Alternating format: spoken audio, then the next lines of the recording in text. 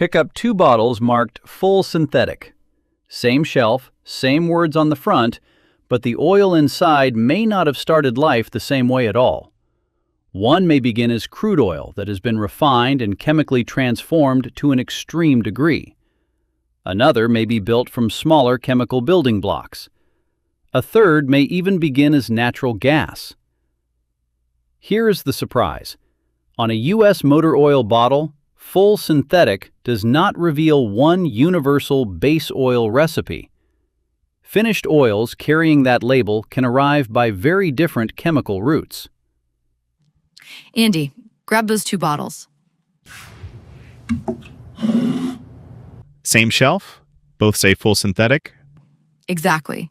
Same label, but not necessarily the same manufacturing story. To understand why, start with ordinary crude oil. Crude oil is not one neat substance. It is a huge mixture of hydrocarbon molecules of different shapes and sizes, plus sulfur compounds, waxes, and other unwanted material. Traditional refining separates useful fractions and removes impurities. But even after refining, the molecular mix is still far from perfectly uniform. Think of it as a box filled with stones of different shapes. Some are small, some large, some straight, some branched. Inside an engine, that matters. Oil has to flow during a cold start, protect metal surfaces under load, resist evaporation, and survive heat and oxidation. The oil industry sorts base stocks into 5 broad groups. Groups 1 through 3 show how refining can gradually become something much closer to molecular engineering. Group 1 uses older solvent refining methods and generally contains more sulfur and a less uniform molecular mix. Group 2 goes through more severe hydrogen processing, producing a cleaner and more stable base stock. Then comes Group 3. Here, crude-derived molecules are processed much more aggressively with hydrogen, pressure, catalysts, and purification. Many undesirable structures are removed or chemically transformed. The result has very low sulfur, many saturated molecules, and a high viscosity index. In simple terms, its viscosity changes less as temperature changes. Now comes the surprise behind the title. In the United States, highly refined Group 3 base oil can be used in motor oils marketed as synthetic. So a bottle saying full synthetic can contain base oil whose story began underground as crude petroleum. That does not make Group 3 fake oil. Its chemistry has been changed substantially, and modern Group 3 base stocks can deliver excellent performance. Now compare that with Group 4. Group 4 is PAO, short for polyalpha olefin. Instead of starting with a complicated crude oil mixture, PAO production begins with smaller, controlled chemical building blocks. Those building blocks are linked into carefully designed hydrocarbon molecules. Think of our box of random stones being replaced by a box of precision-made ball bearings. The molecules are much more uniform. That helps give PAO useful properties such as low temperature fluidity, low volatility, and strong thermal stability. One route keeps sorting, reshaping, and cleaning a complicated raw mixture.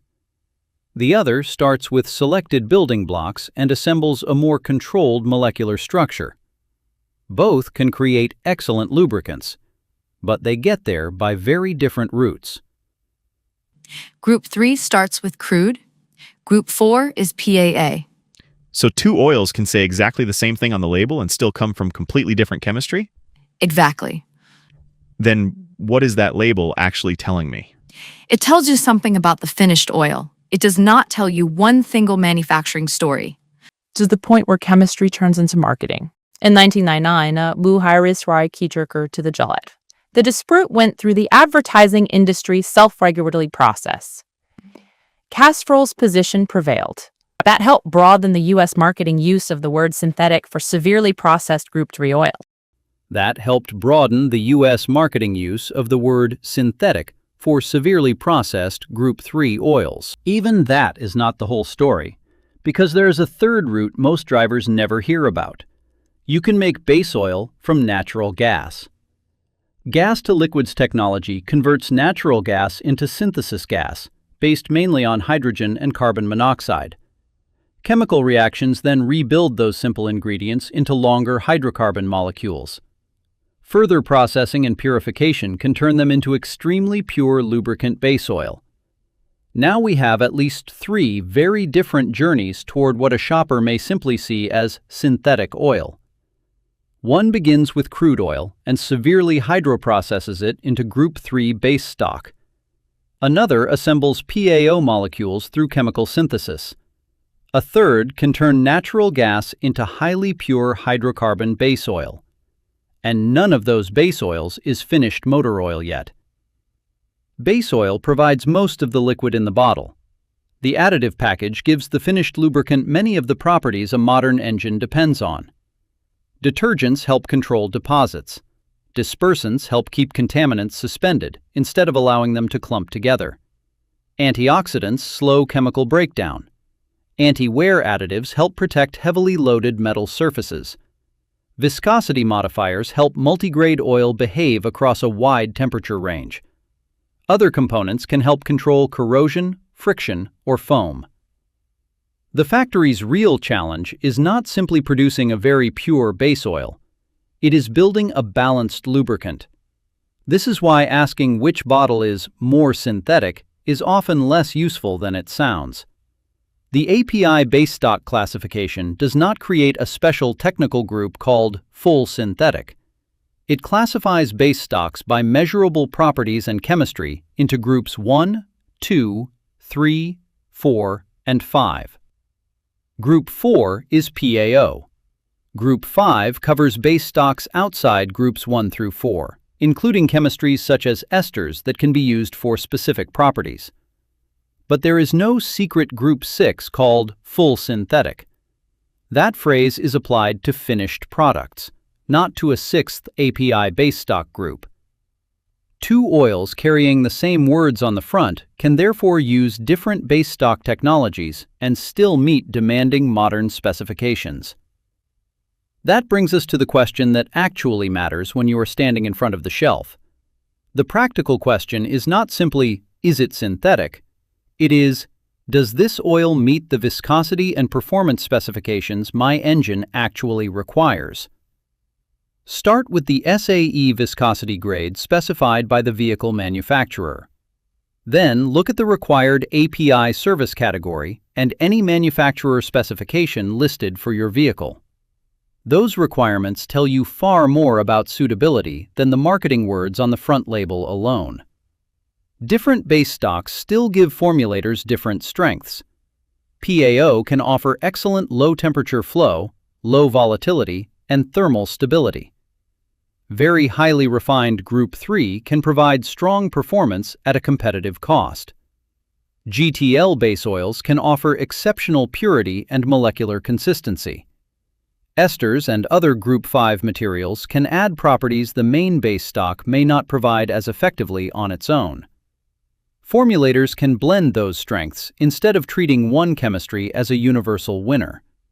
That is the biggest misconception to leave behind. Synthetic oil is a family of engineered lubricants made through different chemical routes. Crude oil can be transformed until it behaves very differently from traditional mineral base oil. Small molecules can be assembled into PAO. Natural gas can be converted into clear, high-purity base stock. Then additives turn those base oils into finished lubricants designed around specific engines and operating demands. The next time you see full synthetic printed across a bottle, you will know what those 2 words do not tell you. They do not reveal one universal recipe. They do not tell you exactly how the base oil was made. And they do not tell you, by themselves, whether that oil is the right one for your engine. The label sounds simple. The chemistry behind it isn't.